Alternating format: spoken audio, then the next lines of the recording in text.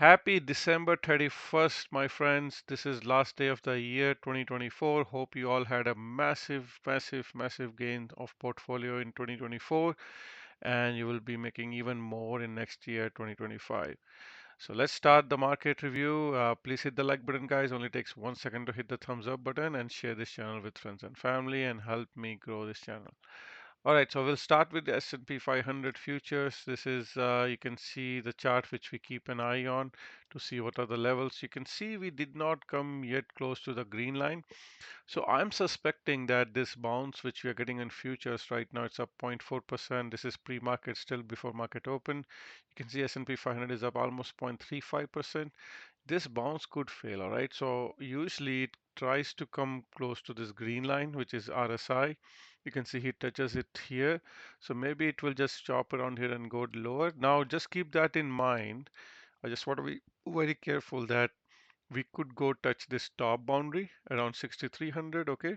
So by spring next year, okay? So these are the boundaries which this is a range of S&P 500 where it could go to the red line or it could go to the green line. So we have to be mindful of that. If you're a bull, you should expect a rally at some point to go to this upper channel, which is around 6.36%. And if you're a bear, you can expect a dump from here to go to this bottom green line, which is around 8.5% away. Okay.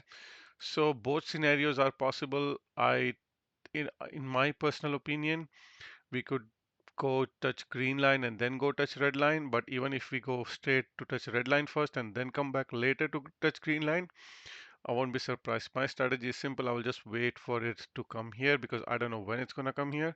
Whenever it's come in the green line, I will be looking to buy. And I know 100% it will come. Okay, you can see this is August 2023. It came and touched green line here. And this was, you can see in 2022, multiple times in the bear market touches green line and bounces. So all I'm gonna do is wait, okay, because I know at some point it will touch the green line. So that's all I'm gonna say here, and then let's go to our daily chart and the levels here. Okay, let's go to look at the levels. By the way, guys, if you want to know more about these levels, join my channel. There's a join button in the description of this video. Click on it and join it, and I share these levels with my subscribers every hour. You can see we were in the green zone bouncing. Now again we are in the middle now. Nasdaq also, you can see right now we are in the middle. Okay, so these are a good way you can take a trade, especially if you're doing options. It's a quick day to quick profit you can take. Okay, SPX cycle analysis, you can see daily chart, a couple of gaps to the top side, they will be filled. They could actually rally today to fill this, so we'll see if they're going to rally, fill this, and then come back lower. Now we are in a rising phase, so actually if I draw a line here, we're looking for this rising phase. All right, so from here to let's say around mid of January, so we are in kind of a rising phase right now. So this could be a higher low before they start to pick it up. That's quite possible, so keep that in mind. All right, on NDX coming near this 50 moving average, or before I go there, I'm also keeping an eye on this elections gap. You can see pre-election gap, and from where we closed yesterday to that gap fill is around 2% away. So I'm going to keep an eye on that because they tried to come very close to fill this gap. You can see here they came around November, then again they came here in December. Now they're again coming there. So let's see if they're really going to fill this gap at some point, because all the other indices of the Nasdaq has filled it. You can see Dow Jones has filled this gap.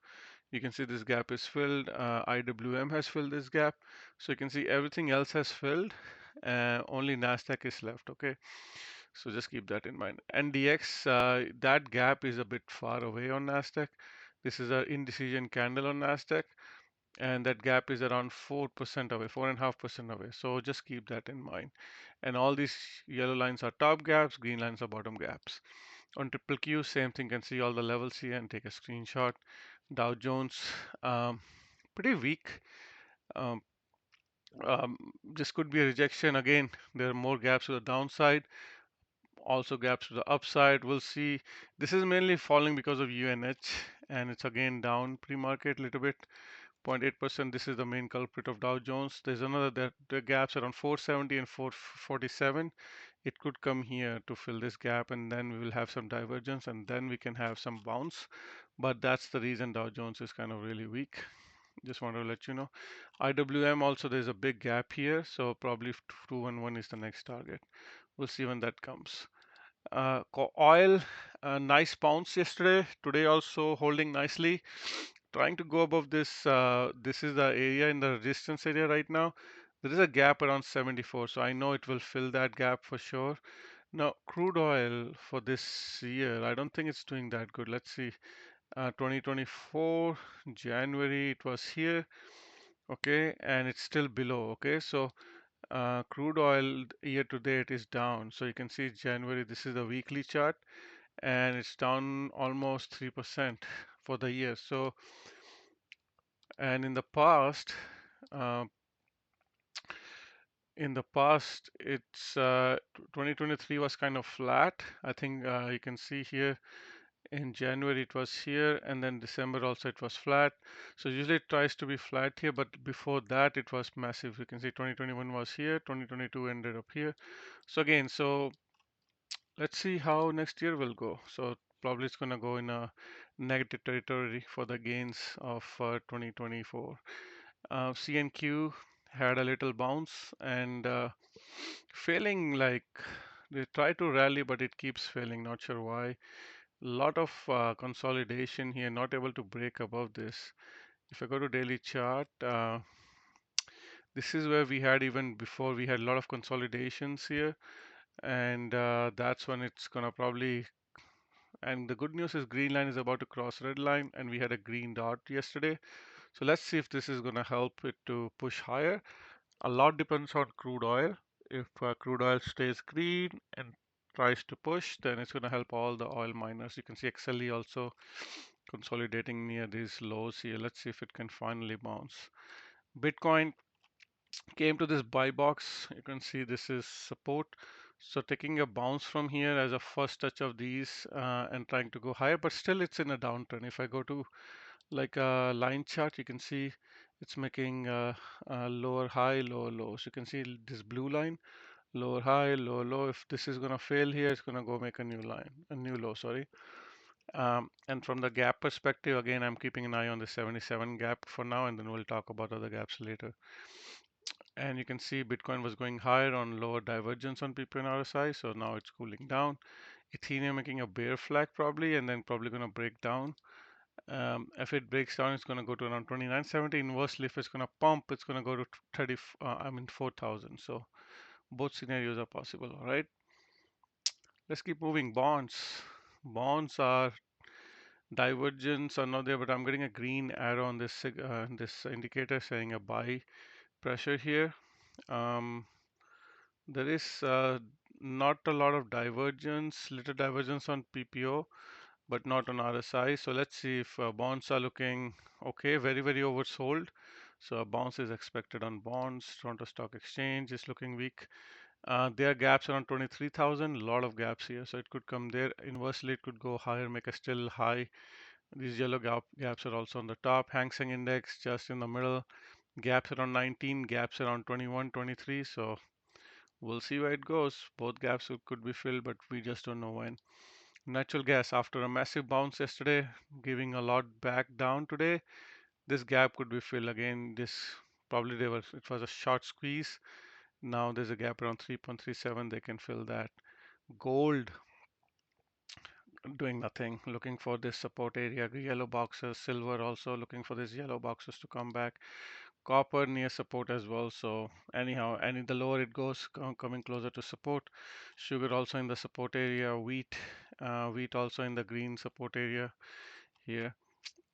Corn is looking very good, above all moving averages, very bullish. Dollar looking very bullish as well. Little bit of down indecision candle yesterday, now going higher. If dollar goes higher, Bitcoin and gold can go lower. Keep that in mind. In terms of FANG stocks, Apple just cooling down. Most of these were just cooling down yesterday. In my opinion, they're still pretty high.